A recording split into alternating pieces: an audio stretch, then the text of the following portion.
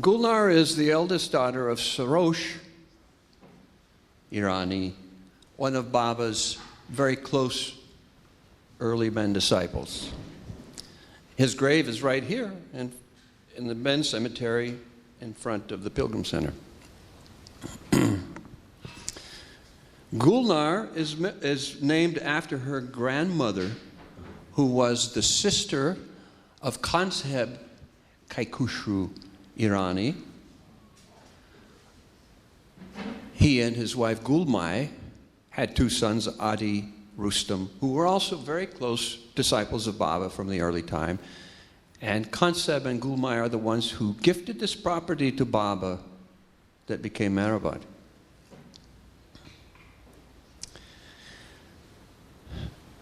Gulnar's husband, that is the brother-in-law of Kansab Kaikushu, was also named Kaikushu, and also in Irani.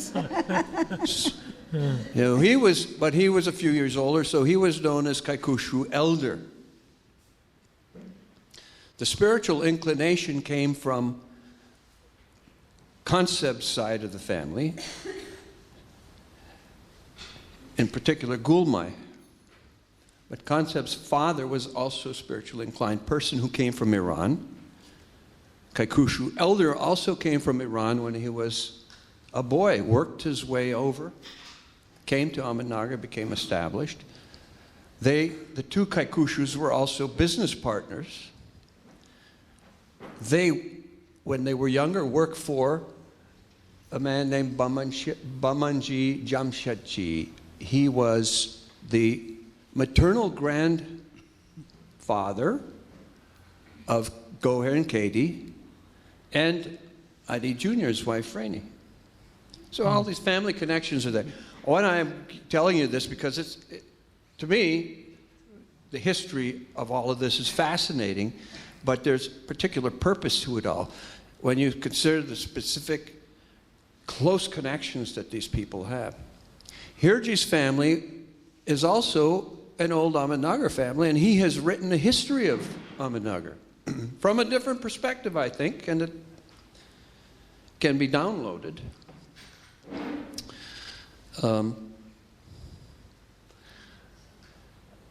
Kaikushu Elder met Baba before he was Baba. He was Merwan still, and in his first meeting, he was actually impressed with Merwan, who could recite Persian poetry randomly. Hafiz, Rumi, the great, perfect Persian poets. It was about a year later when Merwanji became Meher Baba and was regarded as a Sadguru that this tendency in the Zoroastrian community to oppose Meher Baba really became accelerated. One of the greatest opponents in the early days, we all know about Colonel Irani, who was Padre and Mehra's uncle. Kaikushu Elder was also adamantly opposed to Baba. But he was a very good man. He was a philanthropist, worked hard, but he was a staunch Zoroastrian. The thing to remember is that the Zoroastrians did not have this heritage of spiritual personalities and all this. They had the ancient religion based upon good thoughts, good words, good deeds, and that was enough. And they didn't. Meher Baba was considered an interloper, kind of a person, a charlatan exploiting gullible people. Baba gave the great example of not only tolerating this opposition in the early days, but actually encouraging it, which was a little stupefying to the young Mandali then. But all through Baba's life, you see the examples where he required mental atmosphere for his work, and opposition was one of the crucial elements of that, usually, at least if there was a socio-political factor involved. Because not only he gave the example of why it was important, and he could give the example of tolerance and patience, but he, by allowing that, prompted a response from his followers, his lovers, to examine their own commitment, their own conviction in his divinity. They were left without any worldly support. They had to dig deep within on a day-to-day basis to be with him, which made their relationship so much deeper with him. So all of these people, this is way beyond pros and cons at this level. The work of the perfect ones is like that. If there was no trouble, and we have examples of Baba. Baba could have, he was as far as a public relations person, he could smooth anything over. But in the beginning, he actually provoked opposition from people who were close there. I'm telling you all this, spending some time, not just because then Gulnar doesn't have to tell too many stories, but because to understand, to me, what is very fascinating from the time I started coming here was this dynamic. And when we first were coming here, this wasn't talked about because many of the old people were still alive. So it was like, let's not stir up old feelings. Now they're gone, and we just talk about it. Why? Because there is an important element in all of that. It gives now, it's giving you the background of how the history was when they were growing up. And how there was always this conflict between their social community and Meher Baba. Hirji is a highly regarded surgeon. He studied under Ram Ginde, Dr. Ram Ginde, who was one of the renowned neurosurgeons of India, who in the 60s became very close to Baba.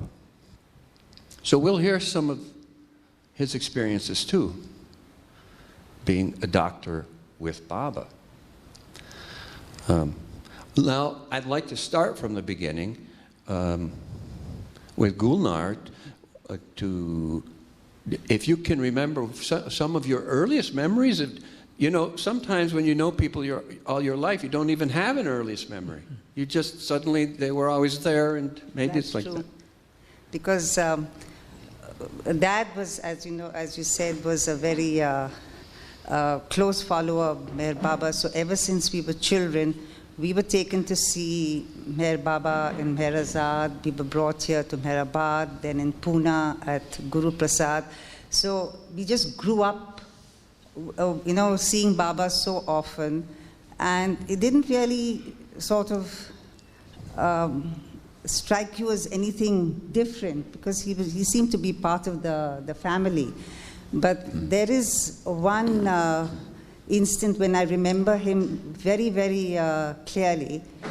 I must have been about 7 or 8 years old, and he had come over to lunch at Willow Villa, and I remember him walking across our sitting room, and he sat at the tail end of the table, and he had his dal and rice.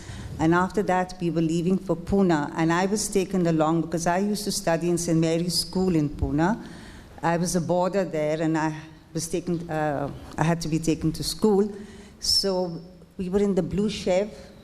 You remember the blue Chevrolet? Mm-hmm. Still here. Yeah, it's still there. In Hostel C, it's back there. So I was sitting in a corner. I was put into a little corner. Meher Baba was in the front. I think my dad was driving. And I don't really remember who else were in the car. But unfortunately, I used to feel very car sick. And I was given a towel and a little tin in my hand and said that if you're sick, you just quietly, you do what you have to. So I was put into that corner, but as we were driving along, I did get sick, and then Meherabad asked for the car to be stopped, and I had to get down. And I remember he came and stood next to me, and he put his hand on my head, and he stood there till I was sort of comforted, and was feeling comfortable and all. And that's something I remember so well. I was just about 7 or 8 years old. And then, of course, we drove to Pune. We went to Guru Prasad. Meherabad was dropped there, and then I was taken to school. So that was a very, very vivid memory that I have of Baba. And then, of course, every time we came on holidays, Dad would take us to Meherabad, and Baba would be sitting on his chair, and we'd be sitting on the ground next to him. And he'd always do this to me. And I'd feel very happy because that meant that, that he liked you. So I'd be very happy. But, we're like sort of accepting him as God or it didn't really, we didn't really accept it as such. I mean, we knew he was somebody, to respect, and he was a great man. But it didn't we couldn't accept that a human being could be God. And maybe we were too small also to understand. That came with the passing of years, gradually, as you got to understand things and we got to know him better. So that is, and then of course when we got married, the next day after we got married, we were taken to Khushbu quarters. Baba was staying there to meet him over there, and he was very happy with Hirji, and he did that also to him. So, yes. And then, of course, it was, I was very little then. I was just 4 years old when Dara was born. And, but I do have a recollection of Baba coming to the house because his mother, she passed away in childbirth, and I was very, very fond of Dara's mother. Even though I was just 4, but I remember it so well. She was in one of our bedrooms. We were in the sitting room, and Baba came into to the house and went inside to console my mother. But my mom was beyond consolation, and she was so angry with Baba. She says, if you are God, you bring my sister back alive. How can you let her go? And she was so angry with him. Of course, this my mother told me afterwards, but I do remember the time when Gulu Aunty, that's his mother, was there in that room, and I could sort of hear her. And then Baba coming to the house. And I was just about 4 years old, I think. Yes. Yeah. Just to clarify, Gulnar's mother, Vilu, and Dara's mother were sisters. Were sisters, yeah. They were very close. That's it. Yes.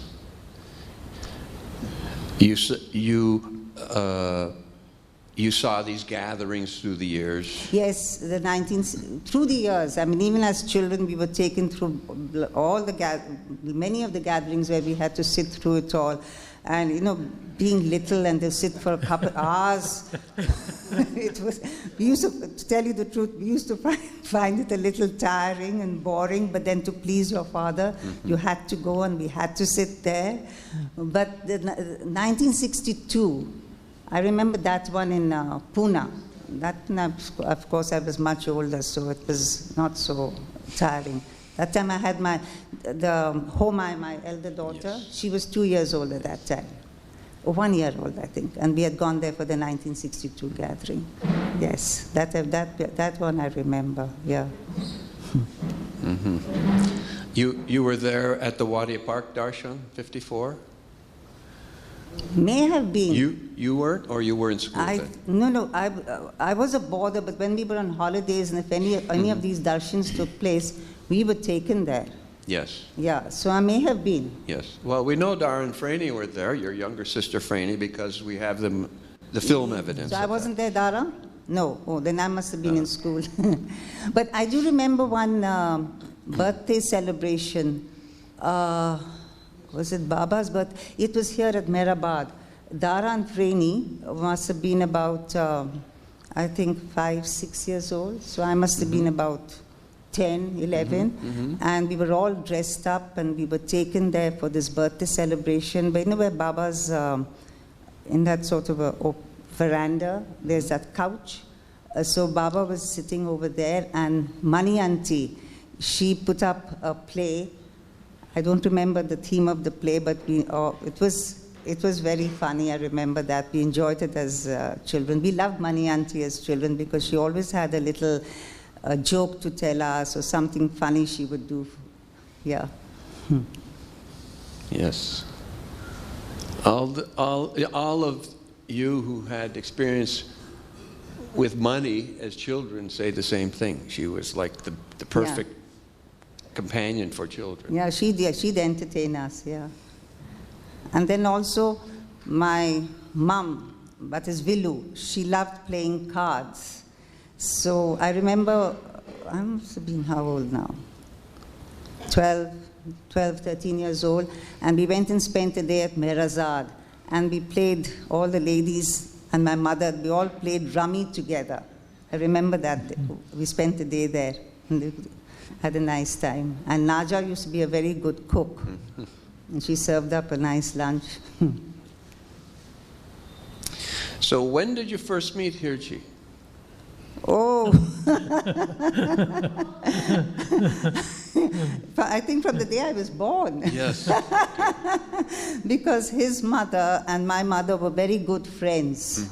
And his mother, Hirji was born in Ahmednagar, and his mother, his parents lived here. His father was a general practitioner. So we sort of grew up together. Afterwards, his parents went to Bombay, but we still kept in contact. But I must tell you, till I was about 13 or 14 years old, I couldn't stand him. I couldn't stand him. I found he used to bully me. There's an age difference between us, so he used to really bully me, and I couldn't stand him. And my mother was very fond of him, and she would tell everybody, "Oh, meet my future son-in-law." Oh. And I was about 12 or 13, and I would say, "Oh my gosh." Never, I would tell myself. But I think somebody told my mom, okay, just lay off. You shouldn't be saying this to her because you're just putting her off him. Just leave it be. So I think once my mom lay off, and then I grew up, and then I saw him with different eyes.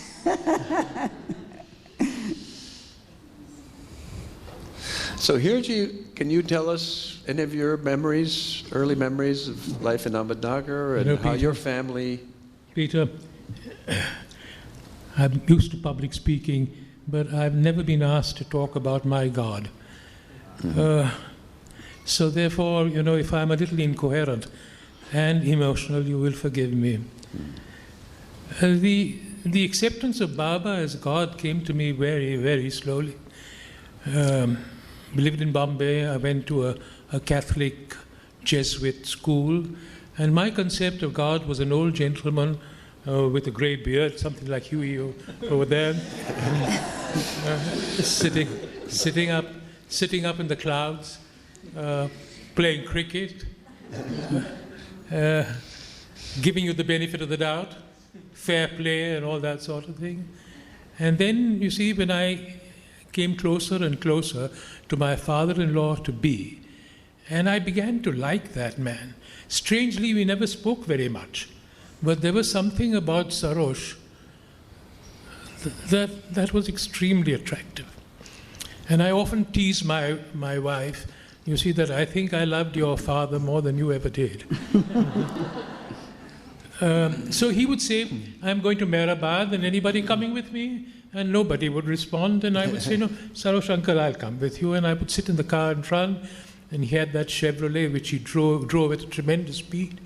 We got there, Mandali Hall, Baba in his chair, Hirji, talking for him, and I would go and sit in the corner against the wall, and I would stare at him. And every time, and I went very, very, very often, and every time I went, there was a slow acceptance of the fact that look at this man, look at his hands.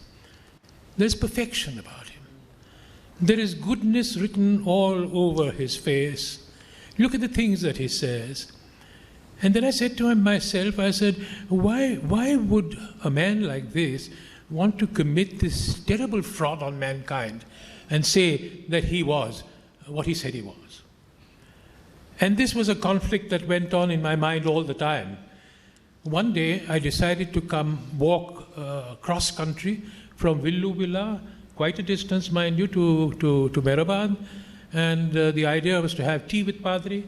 And when I got there, Padri was on the veranda, sitting with a tin cup tea over there, a piece of, I think, stale bread in his hand.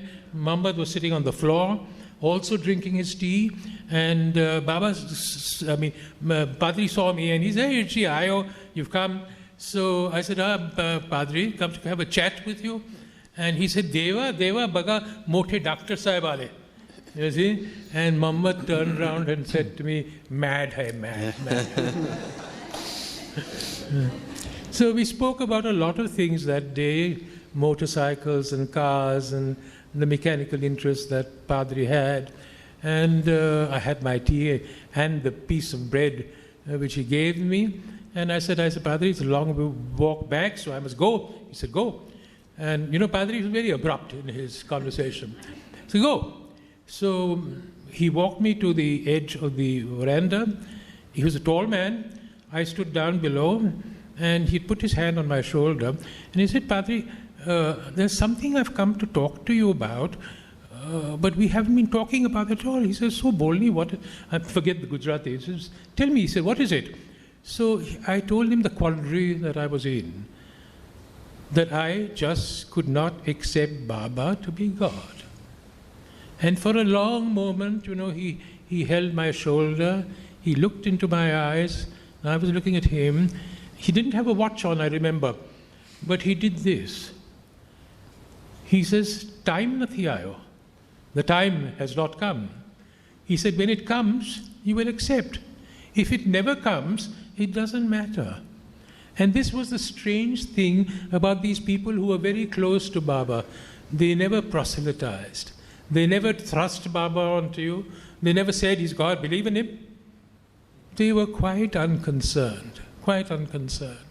Because I think in their heart of hearts, their beliefs were so strong, so very strong. And that is how slowly, Peter, I came to accept the divinity in this man, that he was God, and it changed my life for the better. Wonderful.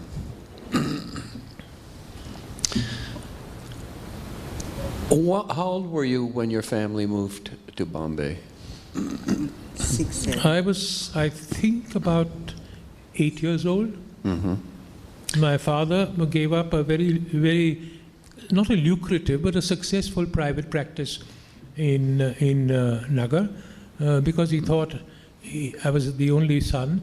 He thought he had to be with me for my education, and that I couldn't stay with my grandmother as the other grandchildren of the other brothers and sisters did. Mm-hmm. And so they all migrated to Bombay, and he took charge of the Jarbaiwadia Hospital for Children, mm-hmm. Where he was the dean, and we lived there for quite some time, and that's where I developed my interest in pediatric surgery and cleft work and things like that. But we kept coming back to Nagar, Ahmednagar. Oh, every holiday. Every holiday, practically. Mm-hmm. Did your parents ever meet Baba? They might have, but I don't think they believed that he was God. Mm-hmm. They were not intensely religious people. They were Zoroastrians. I don't think they ever went to an Agyari or anything of that sort. They were good people.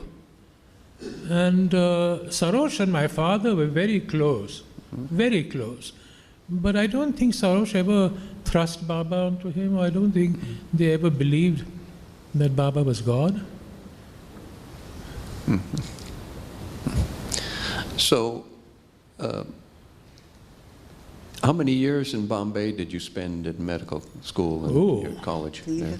College, medical college. I did my postgraduate there, and I fell in love. Yeah. And I think we left Bombay I fell in love. 30. I fell in love with two things. I fell in love with her, and I fell in love with pediatric surgery, and then we moved to Trichur. Mm-hmm. Mm-hmm. Yeah. That's another story, if I may tell Please it. do. Please do. You see, I was offered a position at the Booth Hospital. Dr. Anderson was then in charge, and he was a good friend of my father's. And I had seen Anderson work, been with him in the theatre. And when this job in Trichur was, actually she sent this advertisement to me. Wanted for a mission hospital in Trichur, a qualified surgeon. I wasn't qualified. I didn't have my master's in surgery at that time. But in spite of that, I applied and I got the job. So Dr. Anderson offered me a job at the Booth Hospital where he was going away. And my mother-in-law, a lovely lady, she said to me, go. He said, don't stay here. He said, because if you stay in Ahmednagar, you will be under your father-in-law's umbrella all the time. Mm-hmm. And this is a remarkable thing for a mother to send her daughter away to a remote place, you know, which was not even civilized at that time. You know? We didn't have water, drawn water. We had to pull water from the well. We didn't have fans in the house. And she lived under very primitive circumstances, in spite of having lived in the lap of luxury over here. Mm-hmm. It's amazing. How far back does your family go with the history of Ahmednagar? When did your My ancestors mother first come was here? a Nagarwala. Mm-hmm. The Nagarwalas, Nasarwanji Nagarwala, came with Arthur Wellesley in the year 1803 from Pune to Ahmednagar. He was carrying soda water siphons on muleback for the British soldiers who were dying of cholera, typhoid, and things like waterborne diseases, and therefore they were made to drink this carbonated water, which was free of pollution. And as a military contractor, he followed Sir Arthur Wellesley, later the Duke of Wellington, to Ahmednagar in 1803. And you see those guns over there, outside the fort? Mm-hmm. That's where Sir Arthur Wellesley breakfasted, and Nasarwanji Nagarwala is supposed to have served him his breakfast there. And in return for that, large tracts of Jagiri, freehold land, was given to the Nagarwalas. And that was the story of the Nagarwalas. That's how they became Nagarwalas. Yeah, we still have the Nagarwala family Yes. in Ahmednagar. Yes. And in the early history, the Nagarwalas are involved with Baba at Meherabad to some extent. Yeah. Believe you me, they were very anti-Baba. Yes. Very anti-Baba. Yes. In fact, there's a story that one of the Nagarwalas, an athletic person, a good tennis player, wanted to meet Baba. Baba was in seclusion. He was stopped in his tonga outside, said you couldn't see him. Baba was told. He says, no. He says, call him in. Probably Baba knew what was going to happen. He came, he sat, and he abused Baba. Mm-hmm. And Adi and all wanted to throw him out. But Baba kept on saying, no, let him talk. And he abused Baba for a long time. And in the end of that, when he had finished, you know, Baba listened to it all very quietly. I don't know what he said to him, but at the end of it, he told Adi, he said, he is our guest. Escort him back to the Tonga. Treat him with respect. And send him on his way. But the Nagarwala, the Parsis were very anti-Baba, as you said, you know, to accept the fact that he said who he was when he replaced Zoroaster, conservative people. You know, they were very anti-Baba. Can I carry on for a while? Oh, no. Okay. My wife said, don't talk too much. Yeah.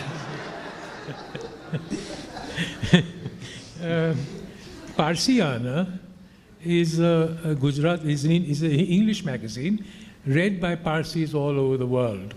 And the editor of the Parsiana did a very strange thing. He sent me an email and he said, Hirji, he said, will you write an article about Baba? I said, no. I said, I can't possibly do justice to the theme. And I slept very badly that night. The next day, when I got up, I said, I think I'm shirking my duty. So I wrote back to him and I said, Jahangir, I'll do it. And that evening, I sat down and in one go, for over a period of 3 hours, pen and paper, I wrote those nearly 2,000 lines. And do you believe that I wrote it? No. No. No. I think he did the work that I had to do. And it turned out to be, I think, even if I say so, because I'm sure Baba says so, that it was an article which went all over the Parsi community and had an effect on them. That here is somebody who's got to be listened to. Mm-hmm. Because the philosophy was so great. The acceptance of love for all religions, for all people, for all mankind. So what year was that? He wrote it year before last. Dara? Yes. Dara remembers. Yeah. Recently? Yes, recently. Not couple Dara, I think year before last. So you're responsible for all these Parsis coming No. here? No.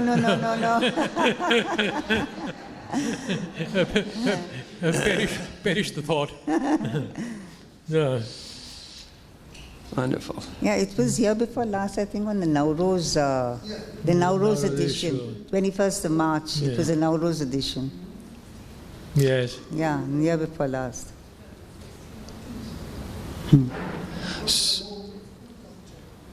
Some of you have seen the last film of Baba taken at Meherabad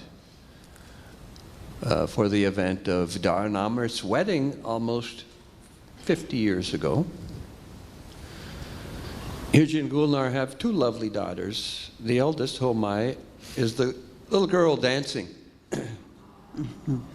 doing the really excellent classical Indian dance on the veranda there. Can you tell us anything about that? Yes.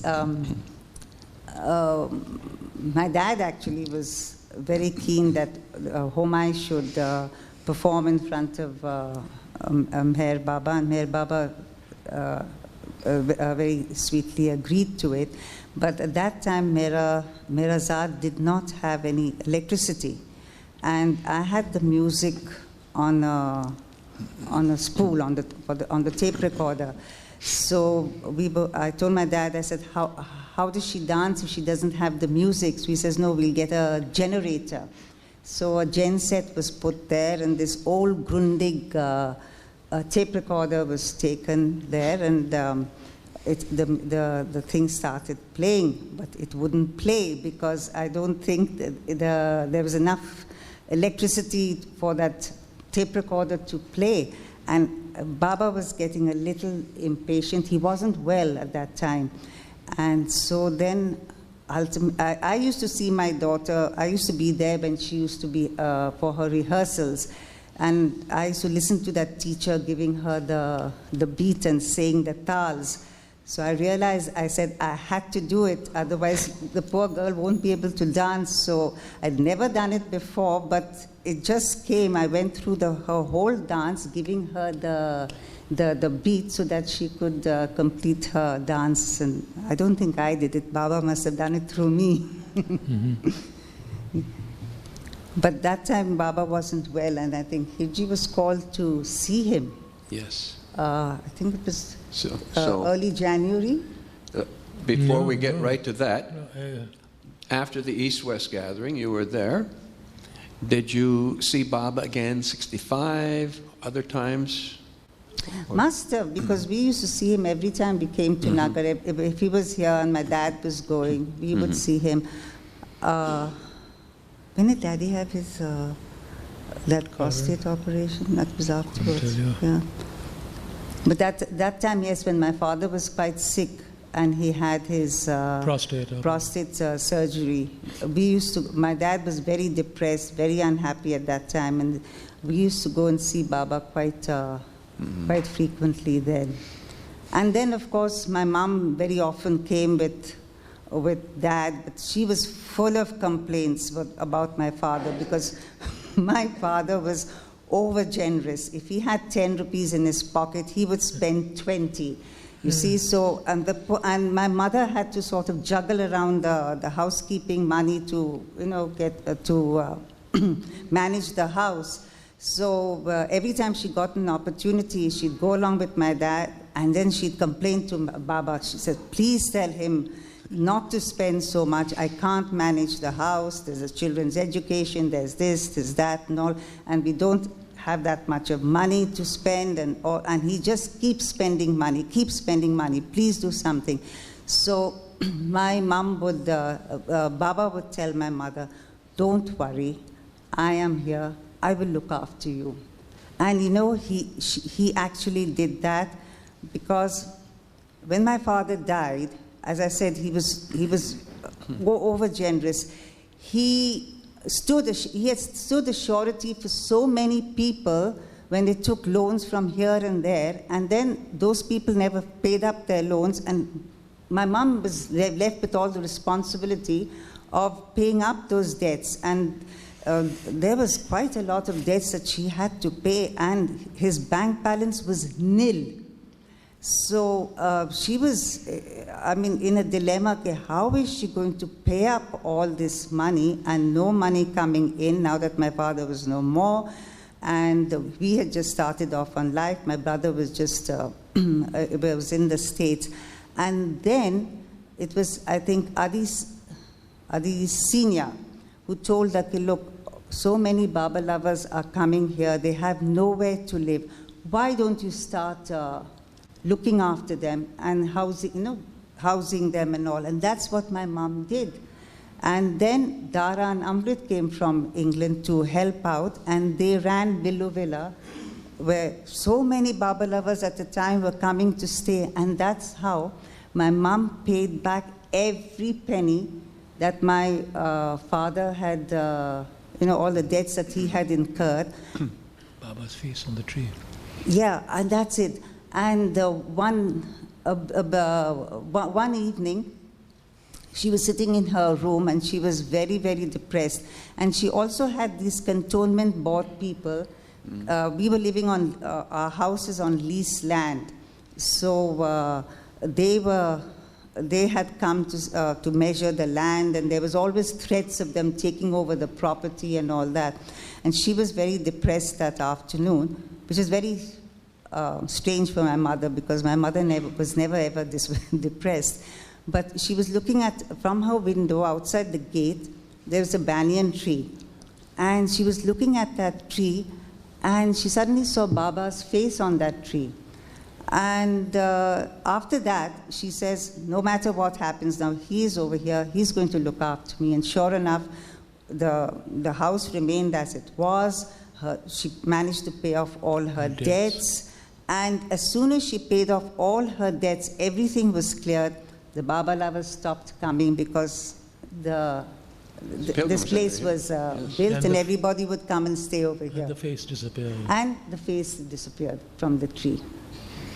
So that was really something. He was there throughout. So we would like to hear about the last time I saw him. Last time you saw Baba. I was in my bath morning. Gulnar knocks at the door, and she says, Adi Jr. is on the phone, and he wants to know if you could come and see Baba, because Gaver and I were very close. She was my senior in medical college. So I said, yes, I most certainly will. And so we drove down, and Baba was in his room, lying flat on his back. I went in, and I sort of did this to him, and he returned the salutation, smiled, and his reports were given to me. His blood urea was so high. It's a figure at which a man would either be unconscious or dead.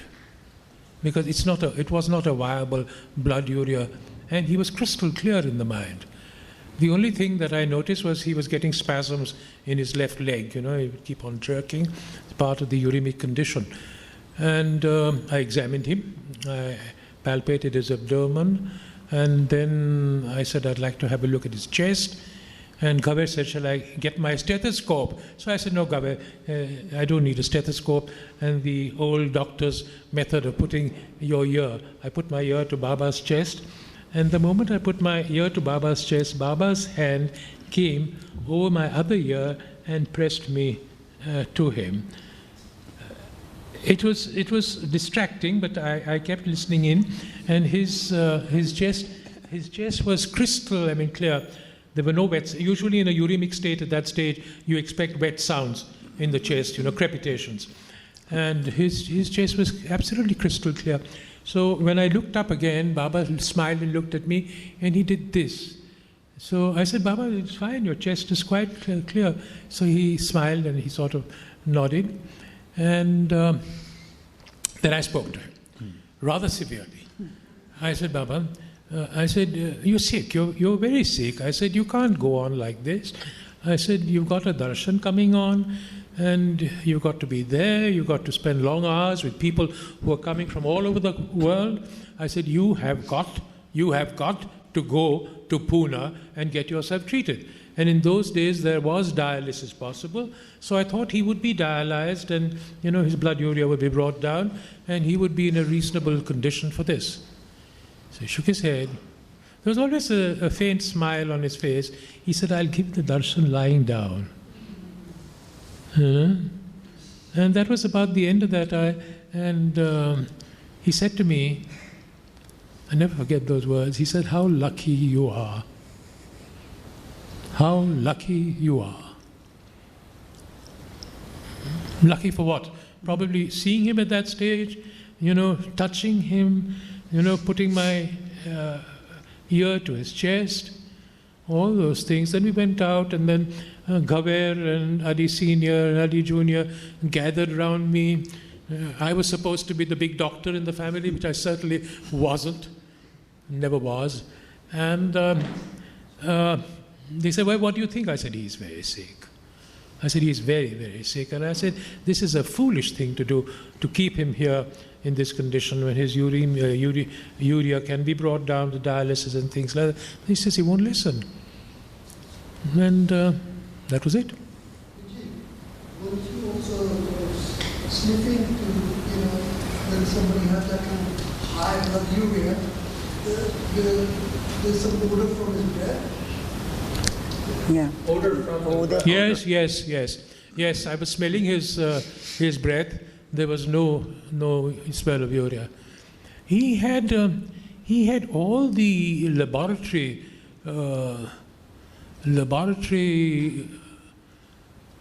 Symptom. Not symptoms, but all the laboratory readings of advanced renal failure. But it did not fit in with his clinical condition. Do you get me? And that was what was so baffling. You see, here is a man who the laboratory says he should be dead, and here's a man who's smiling at you.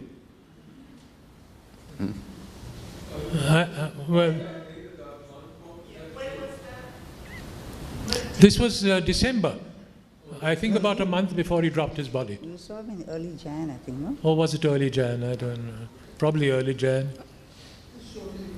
Just after their wedding. Dara? Early Jan?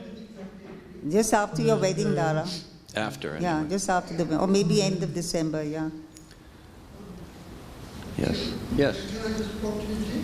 Yes, please do. Ji, Yeah. not me. Peter, Hirji, did Baba ask you about your work? Yes, that was in Mandali Hall. On one of these visits with Sarosh, I was just sitting quietly listening to what was going on, and he suddenly turned and he said, what are you doing? So I told him, I said, Baba, I'm working in a mission hospital, and it's growing, I'm getting a lot of work now, etc. So he turned around to me and he did this. He said, "Don't leave the place."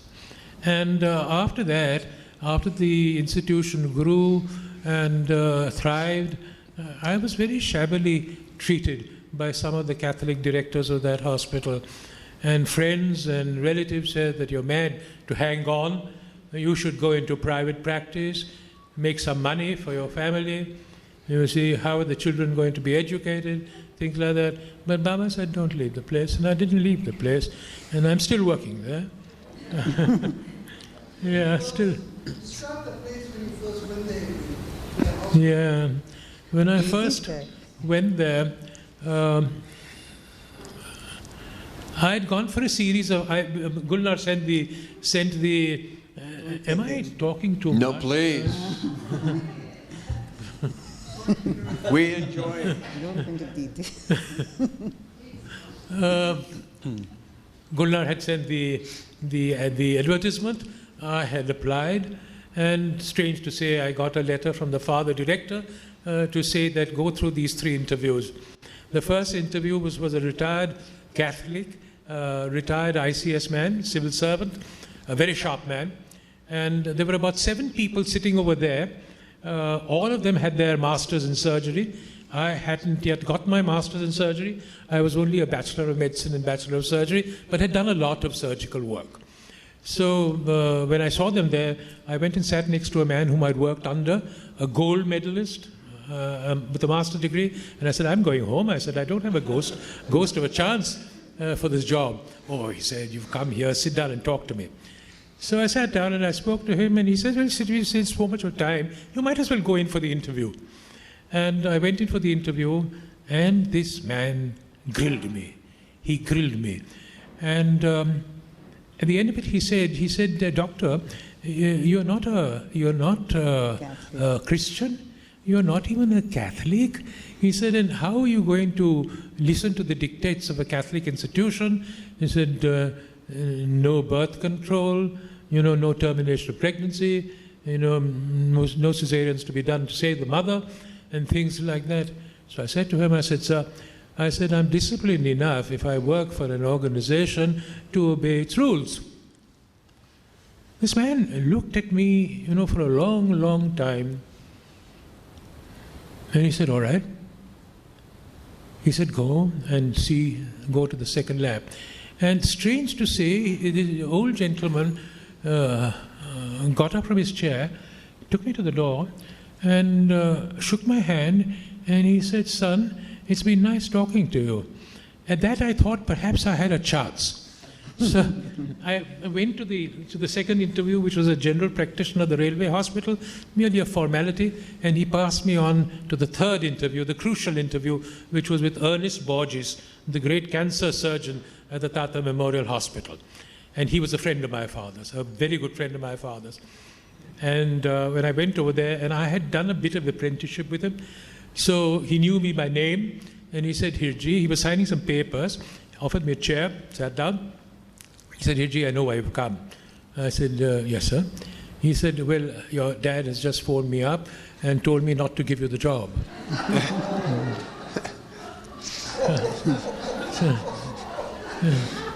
He wanted me to go to Boston, to Gross, to train and do big work in pediatric surgery. So I said, "Sir," "that's not fair."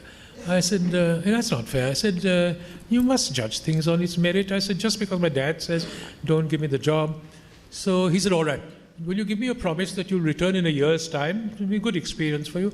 I said, "I can't promise that, sir. If I like the place, I'll stay on." He said, "All right." And, he sounded a little exasperated. He said, "All right." And he said, "Will you promise me that you'll come back and do your master's in surgery?" I said, "That I promise you." He said, "All right, then go."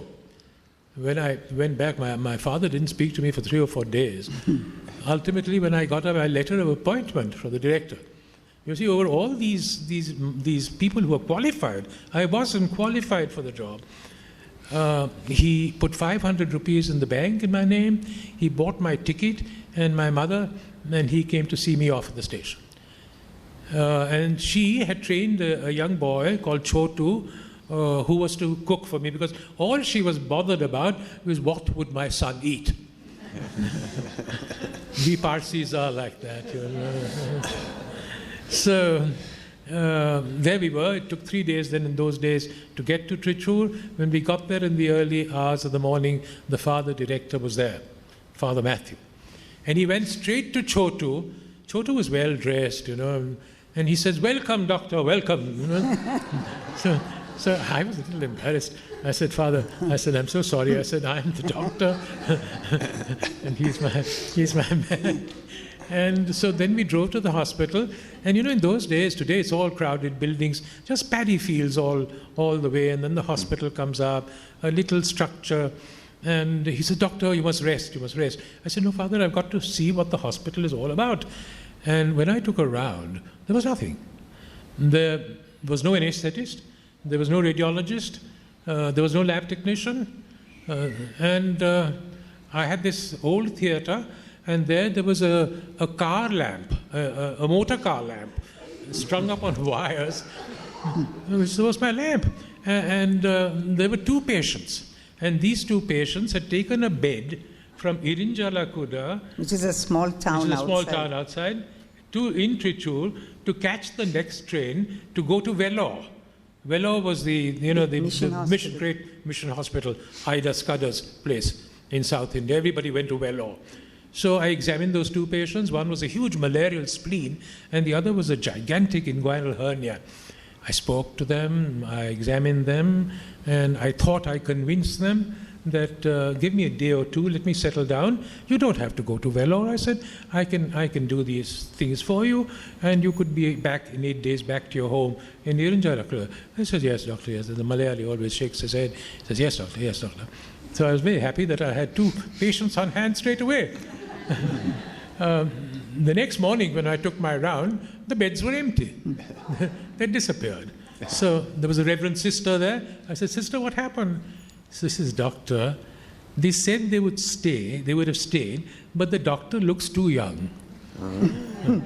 I wish somebody would say that about me today. Yeah, there was nothing. I had to do my own counts. I had to take my own x-rays.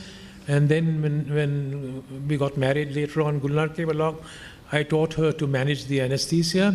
So she, not a doctor, not a nurse, untrained, but a very intelligent person. Yeah. She would give the anesthesia, and she continued to do so. And now you judge the depth of anesthesia by looking at the size of the pupils.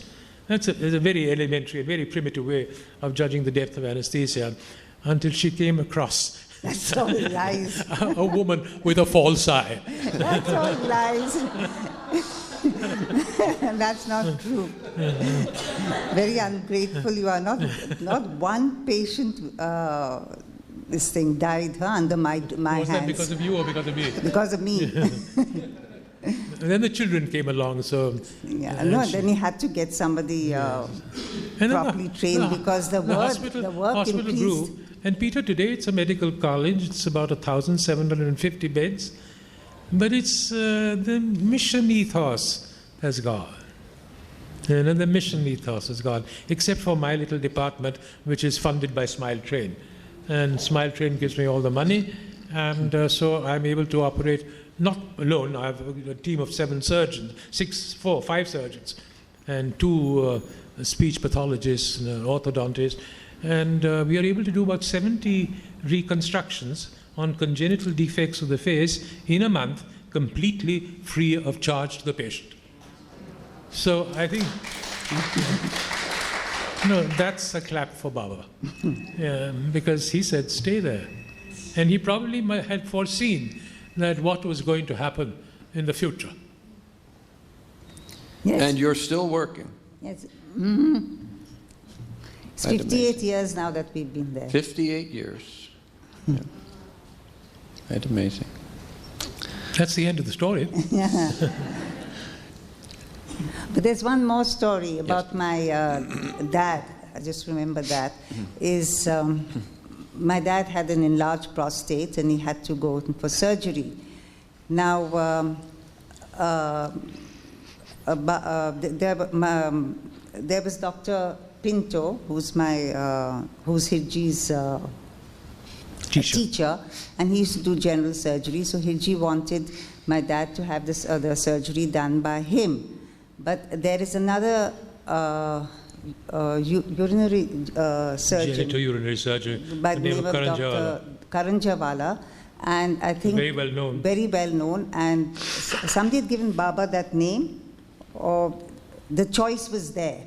So Baba told my dad to have it done with Karanjawala. But Hirji told my dad, no, Karanjawala, he may be a urinary genital surgeon, but he's not that good in his work. He's not a very good surgeon. It's better you have it done with Pinto. So when Dad went back to Baba about it, Baba said, have it done where you want. He didn't say then yay or nay. He just said, have it done where you want. So we went to Pinto, and I think right from the beginning, things went wrong. Everything went wrong, and at the end of it, my dad was in a big... he was in trouble, he was in a mess, the wound wasn't healing, there was urine leaking from the top, there was a hole in the bladder, and things were really messed up. And he came to Nagar, and he was here for about a couple of months. Things were just not getting better. And at the end, I think he had to go back to have it redone. So then this time when he went to Baba, Baba told him, who did I tell you to go to? So Dad said, Dr. Karanjawala. He says, well, then go to him. So then he went to him, and then everything went right. So they used to say, if Baba told you something to do it. You should do it. If you didn't do it, he wouldn't argue with you. He would just say, okay, go ahead. And then things never went right after that. I think he looked into the future. He knew what was going to happen. Well, your father wasn't a big talker, but fortunately other people recorded the history, so we have a lot of good stories about your father. That's good. Does anybody have questions? Any questions? David? I've got a question for Hirji. I know that you did the history of Ahmednagar, and I've been reading the 1884 Ahmednagar Gazette, which makes fascinating reading. And in it mentions that the Parsi community in 1881, the census was done, was only 179 people. But there were 3 towers of silence in Ahmednagar. 3,000? 3 towers of silence. And 3 towers of silence. Yes. Could you explain why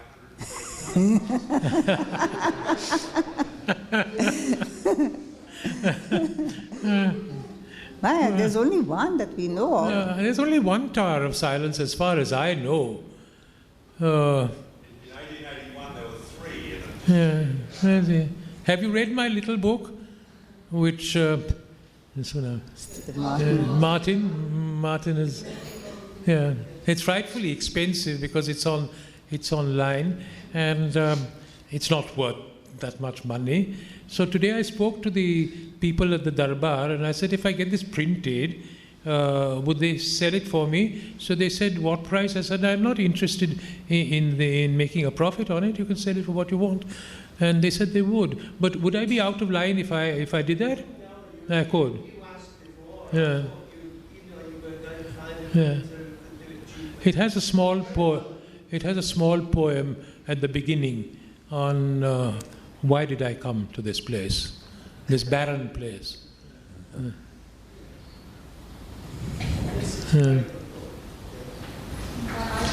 have a question about Sarosh, and perhaps if you have any story or memory about his experience and when Baba opened the center, when the creation of the Ahmednagar Center.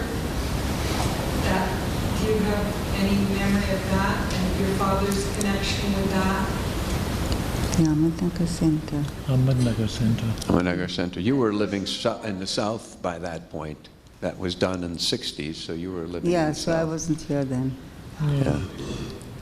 No, but I could tell you something about when Baba was living in a jhopri somewhere out of Pune, Dara.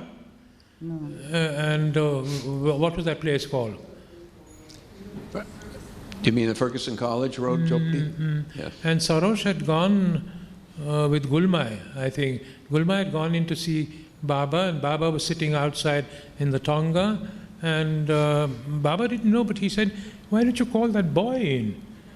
And Sarosh was called in, and I think they had a conversation, and he told Sarosh that be with me, follow me, and I shall make you the mayor of Ahmednagar. He was more than the mayor of Ahmednagar. He was Yes. Yeah. king, Make you yes, king. uncrowned king of Ahmednagar. But about this, I do not know. I remember you telling us a story about Sarosha's new car. Yes. Yes, about those pigs. Yeah. Yes. Yes. That's a good story. Yes. You tell Yeah. it, I tell it. My dad was very fond of his cars. He had a passion for them. And he had bought this new, I think it was an Oldsmobile. And he took it to Baba and he showed it, very proudly he showed it to Baba and all that. So Baba sort of nodded his head and all. And then I think a couple of days later, he told Baba he was to go to Pune to a farm over there. And in his car, he was supposed to bring these pigs.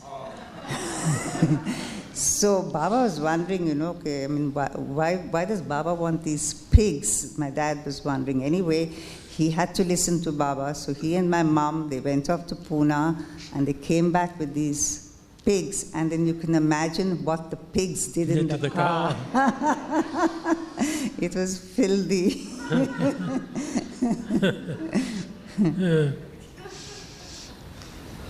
He always brought you down a peg or Yes. two.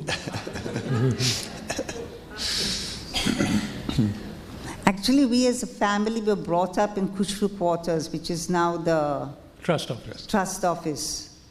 I mean, I think I was there till about, I think, 4 years old. But we have a lot of photographs taken in Kushru Quarters. And then I think Baba did the division. Mm-hmm. So my father got the workshop, his brother got, there was a big shop in the cantonment, and Adi Senior got Kushru Quarters. Yeah.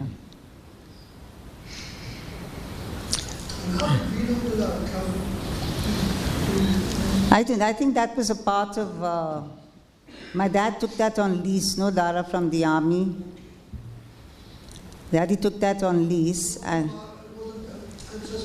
no, It was an officer's mess, Dara. It was an officer's And there was mess. a man, an Italian by the name of Orsoni, who ran that mess, who later in the Second World War was arrested because he was from an enemy country.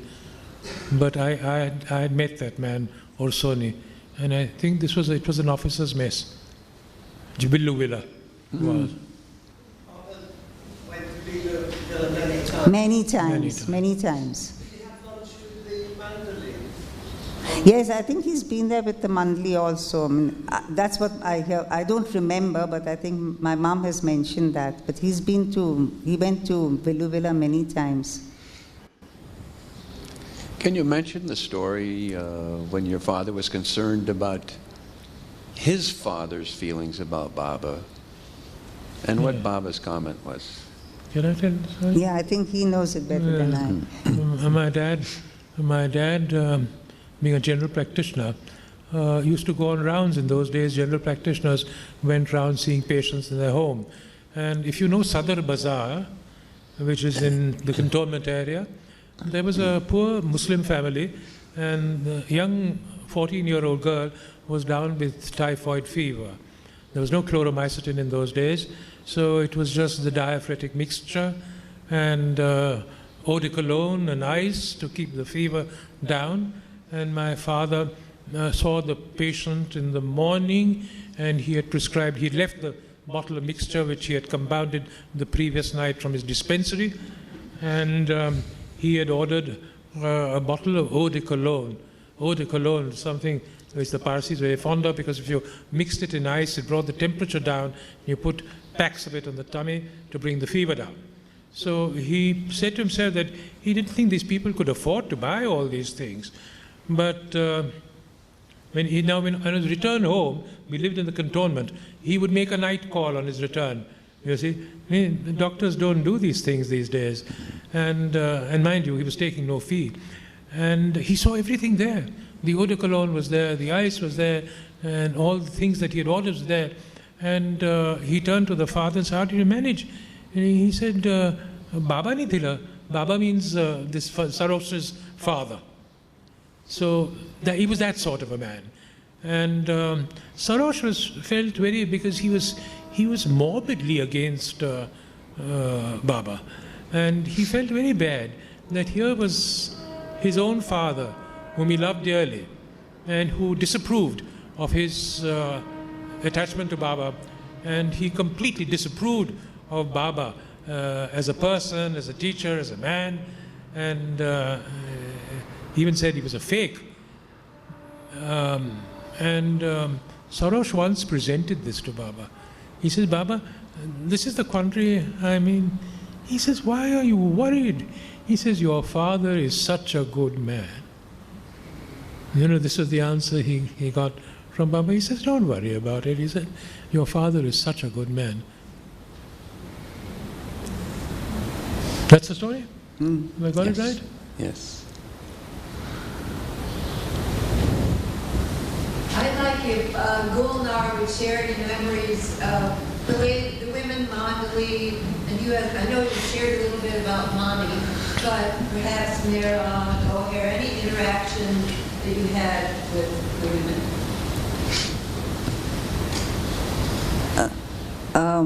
Mera, we were always a little In awe of. So she was always, up there. So we were always a little in awe of her. Kaveri, we were very friendly with and easy with, because Kaveri was like family. Her mother was very friendly with my mom, and Kaveri's younger sister Roshan, and there was Silla and Seru. They were very close to my mother, and we used to meet them very often. So we were very friendly with them, very friendly with Goher. But Mehra, we were a little reserved with. We were sort of, we were in awe of her. But Mani Auntie we loved Mani Auntie as children. We loved her. She was so full of fun and stories, and always kept us entertained. Can I do a comment? And then I've heard a little bit about what your mother said. It was later on that she was able to accept Baba's divinity. Did it come later for her? Yes. That came, she always held Baba in respect. But I think she sort of accepted him, I think after my father's death, really, as late as that. Yeah. I had heard that it was after Baba sent them to Hamirpur. Right, sorry. Yes. I think her eyes were open, yeah. So when she came back and apologized to Baba, Sarosh is standing there saying, "Don't listen to her, Baba, she must be after something."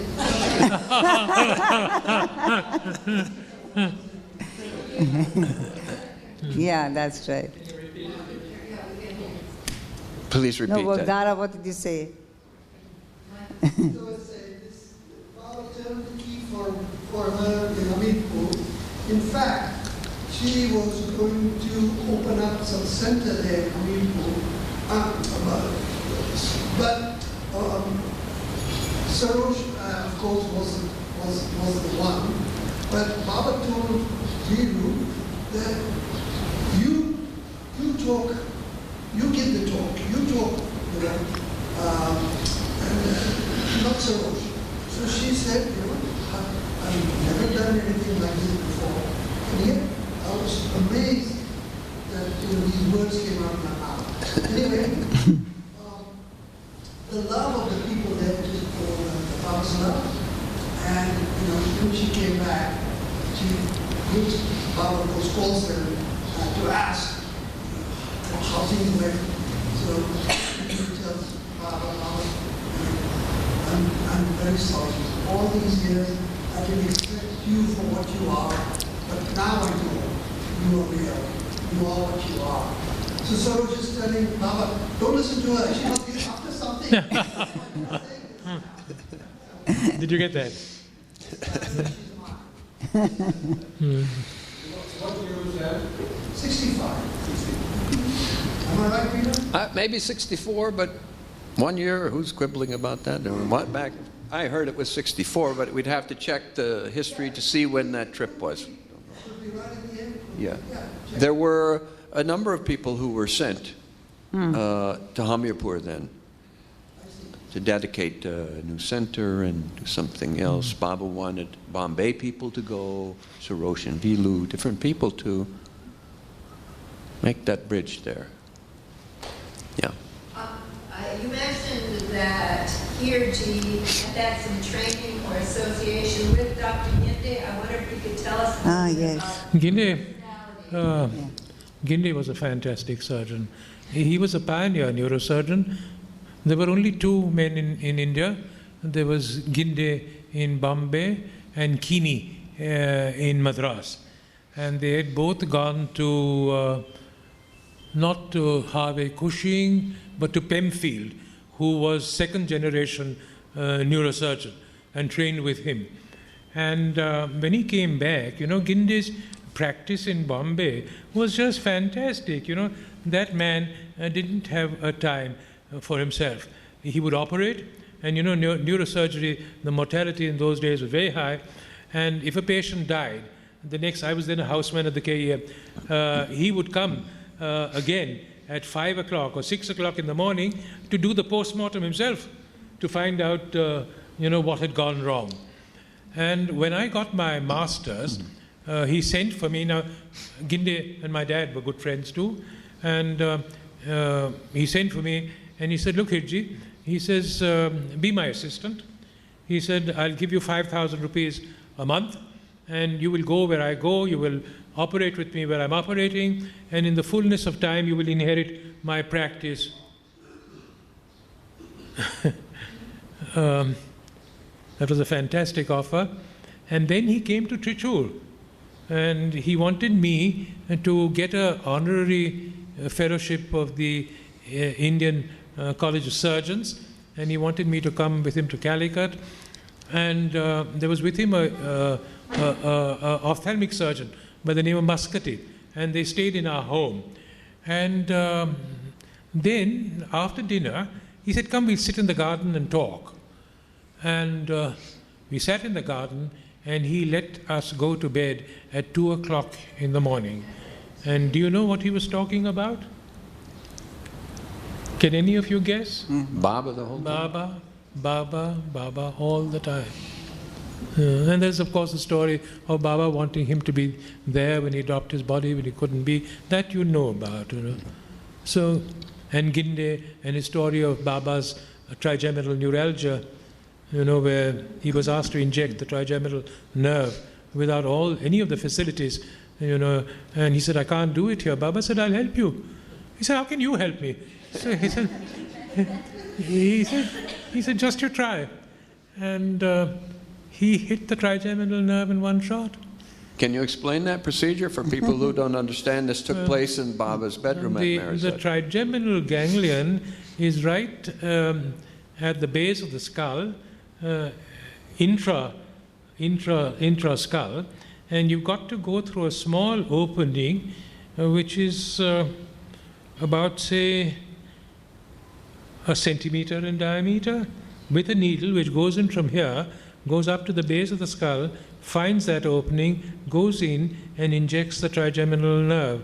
And the moment the trigeminal nerve, the ganglion is injected, you get a paralysis and anesthesia of that whole. Trigeminal neuralgia is a terrible thing because your face goes into a spasm like that, and Baba was suffering for it for quite some time. And that Ginde did there at Meherabad. Without anesthesia, just Yeah, Baba sitting there and then do it. the long needle. Yeah. And Gindi told us the story. He was sitting in the garden. He said, "How?" He said, "Baba said, I help you." He said, "How can you help?" He said, "You just try it."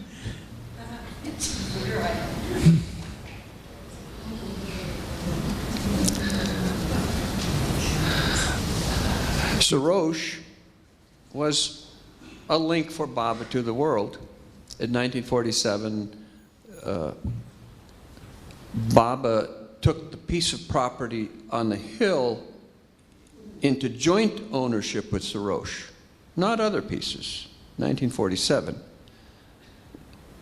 No, Manli never asked Baba why all these things were happening. Baba said he would do it, he did it. Sarosh was the joint owner of the property, the few acres around the tomb on the hill. 2 years later, the new life happened, where Baba abandoned all properties, ownership of everything, including Meherabad and Lower Meherabad, except he only held that property in joint ownership with Sarosh on the hill around the tomb, which remained that way until 1959, when the trust was established. So Sarosh, I remember reading, the history during the Sahavas, the month-long Sahavas in 55. Baba would be very frank with people attending, and he would talk about financing and different things. And Baba would say, "I've gone through the fortunes of 5 people already." And he pointed out Sarosh. The book was given to Sarosh also. The book. Yes. The book. Yes, was for quite some time. Sarosh had the book. And then he gave it, Baba asked for it again. And then God knows where it is. Are there any other questions? Yes? Would you tell us anything more about Sarosh going to the movies, maybe at Sarosh Cinema or the Motorworks or your life at Kushipur? You know the story of the explosion? Do you Yeah. remember No, I that? was too small then. Uh-huh. I don't know whether I was believable. Yeah. I think I know something about it, the explosion. Baba, I think, had told Sarosh that there would be a bomb thrown, in your cinema. And this was during the Quit India movement. And the British Tommies were over there. And there was also a relative of Villu's sister's husband who was over there as one of the managers. And one of the sharpeners, went into his head but didn't damage his brain. But that's about all I know about that explosion. Baba had told Sarosh about it. There was a meeting, typical with Baba and the Mandali. There were discussions, evening discussions or morning discussions here at Meherabad. And it was during wartime, and Sarosh made the comment, "Baba, what's the difference? We're here in the middle of nowhere. What's going to happen?" And that's when Baba made the comment, "Nothing will happen. A bomb will fall in your compound." And he thought, Baba's saying something again. Sometimes he says enigmatic things. And then this thing happened. When the explosion happened, several people were killed. Yes. Yes. And Sarosh was standing right next to those people who were killed. But nothing happened to him. That happened in Sarosh Cinema, right next to the trust compound there, during the Quit India days in the 40s, during the war. Any other questions? Yeah. Yes? Because you said you lived at Kushipur as a child. Did you ever see Baba or the Mandali while you were there? Any memories of No, they didn't come there. No, I think they didn't come there at that time. Baba, I think, lived in Meherabad then. Or maybe in Pune. There is the story of Rustam's wedding, and there was some discord in the family about Baba being there, and he left, just on the spur at the moment, and walked to Meherabad. Meherabad. Dara Baba? Yes. First time Baba came here was on that day, May 4th. Yes? Did Saroj's father ever remark about 1952, the accident? Yeah, that's Did he ever driving- tell you about that, the accident, the collision in America, the car Yeah, crash? he was driving the second Yes, car. Yes. Yeah. And then when he was behind, and I think when he came upon it, and he got quite a shock when he saw Baba injured there, and I don't really remember very And I much. think No. Baba had told him that keep very close. Yes. Keep very close. But Saroj never commented on it or talked about it when he came back to India? Even if he did now, it was so many years ago, I really don't. And I was in boarding school and hardly at home in those days. And as Peter said, Saroj was not much of a talker. No. Yes. Saroj acquired Meherabad for Baba's Mela? No, Nariman Dadachanji took that, and Meherji Karkaria took Lower Meherabad property. The lease to Seclusion Hill, that wasn't Saroj's name. Seclusion Hill may have been, yes. That was yes. Because years later, money on people's view to the trust office were made. I think that was family. And she tells Vidu, the lease to Seclusion Hill is with you. This is Saroj's name. Mm-hmm. And now the trust is functional. I think it should be transferred to the trust. So Vidu says, okay, money. If you want it, I'll give it to you, but on one condition. Money says, yes, what's that do? He says, money, my wish is that when I die, my ashes should be interred in Saroj's grave. I want to sit on his head till the last. Good point. Forgot all about that. Yes. First of all, let's go back to the history of Seclusion Hill. Baba wanted in 1947 to do seclusion on Seclusion Hill, and Saroj was able to get the lease. Now, you can't have a whole hill in India, the slopes of the hills. I don't know what kind of degree that is determined. You can lease the top, the summit of a hill, but not the slopes. That belongs to the public or to the government. Cattle graze there. It may have something to do with preventing excavation of these things. But anyway, Saroj procured the lease for Seclusion Hill, and those 2 cabins were built there, and Baba did that first seclusion in 1947. So that is the same time that the joint ownership of the property around the tomb on the hill was done here. Of course, in 1951, in December, after Baba was doing Mananash seclusion there, and as was not unusual when Baba would do seclusion, there were severe wet weather, wind events. Wind would blow severely when Baba would try to do seclusion in certain places. So he ordered that Padri should dismantle the 2 cabins on Seclusion Hill, and that's when what we now know as Erich's cabin, that was his Mananash cabin, where Baba did the final seclusion work at Meherabad. That, as Dara said then, Vilu told Mani once, I have the lease for Seclusion Hill. I'll give it to you under one condition. Yes? What is that? That when I die, my ashes should be interred over that is the plate, you know the name plate on Saroj's grave here? Because I want to continue sitting on his head even after death.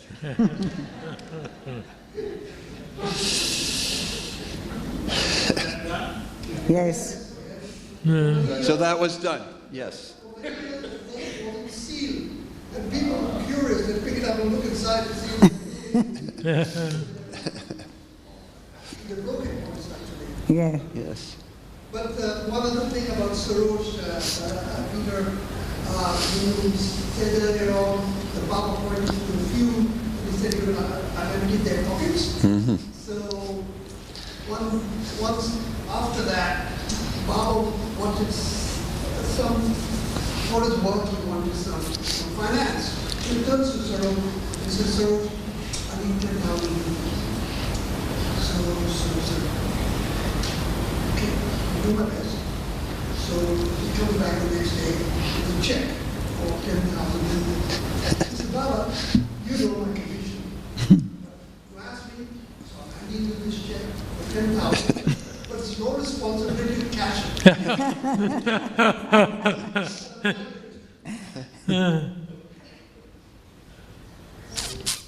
Yes. Any other questions? Yes, Peter. You wrote a beautiful article in Parsiana That's the one. about Baba. How come you wrote that article? How come? You can tell him the story again. Yes, you were not here when I... Yes, I'll repeat the story. I hope you forgive me. Sridhar, Jahangir of the Parsiana, you know the Parsiana is a magazine which is read by the Parsis all over the world. And the Parsis, even today, though they're coming around in a measure, were antagonistic to Baba. And Jahangir said to me, he said, "Hirji, would you write this article?" He knew I was a Baba lover. And I said, "No." I said, I can't possibly do justice to writing an article about Baba. So he was a little disappointed. He said, "All right." And I couldn't sleep that night. I slept badly. Got up in the morning and I said to myself, "Look, you're shirking this." He said, "Why don't you do it?" And I phoned, I sent an email to the Parsiana editor and I said, I'll do it. And that evening, I took paper and an exercise book and I wrote, I think it's almost about 2,000 words. I wrote this out in an evening. And as I said to this assembly, do you think I wrote that article? It just flowed. And this is what Baba did, I think. And he did this to many people who thought they were diffident to speak about him or talk about him or write about him. And I think he wrote all that. And it was a nice article, even if Baba says so. Translated into English? It was in English. It's in English. Yeah, Not in the Gujarati.